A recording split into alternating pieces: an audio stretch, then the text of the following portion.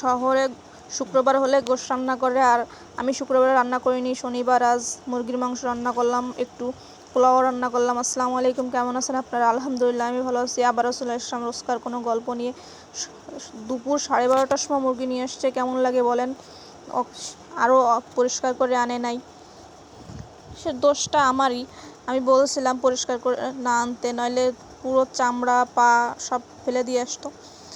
যাই হোক, দুপুরবেলা কুটে গুছিয়ে নিলাম, একটু পোলাওয়ার জন্য গরম মশলা দিয়ে দিলাম, আর একটু রসুন বাটা আর আদা বাটা দিয়ে আমি চালটা সুন্দর করে কষিয়ে নিচ্ছিলাম, আর বাকিটা দিতে পারিনি। আর আবার মুরগির মাংসের জন্য একটু জিরা বাটা, আদা বাটা, গরম মশলা দিয়ে একটু কষিয়ে নিয়েছিলাম, কারণ আদার আর জিরের কাঁচা গন্ধটা চলে যায়।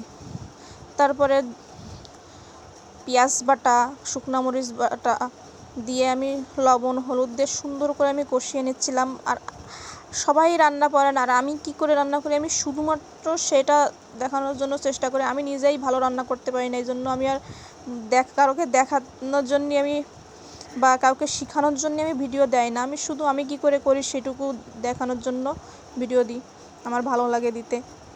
তারপরে মুরগির মাংসটা কষিয়ে নিলাম, আর আমি মশলাটা খুব সুন্দর করে কষিয়ে নিয়েছিলাম। তারপরে মুরগির মাংসটা দিয়ে সুন্দর করে কষিয়ে নিয়েছিলাম অনেকক্ষণ ধরে। আমি তার অল্প কিছু ভিডিও দিছি। তারপরে আলুটা আমি ভালো করে কষানো হয়নি তখনই দিয়ে দিয়েছি, কারণ আলুটা একটু মুরগির সঙ্গে সঙ্গে আলুটা একটু গলে যাক। আমি ঝোলের পানি অল্প দিয়ে আমি রান্নাটা করবো, এই জন্য আলুটা আমি আগের থেকে দিয়ে দিলাম। আলু দিয়ে আমি সুন্দর করে কষিয়ে নেব।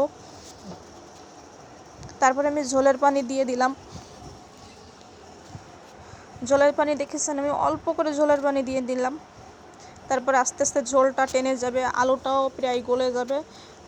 আলুটা পুরো গলে গেছে। আল্লাহ হাফেজ, সবাই আমার জন্য দোয়া করবেন।